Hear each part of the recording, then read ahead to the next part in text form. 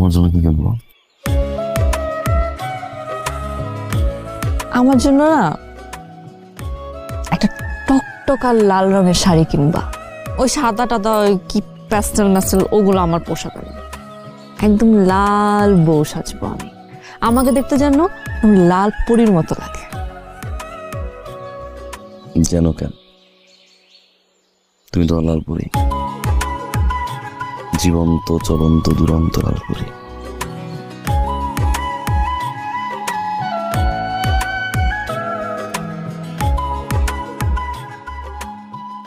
এই, তুমি এত টাকা নিয়ে কই যাও? সুমনকে দিতে। পাগল হইছো? যা বলতেছি তাই শোনো।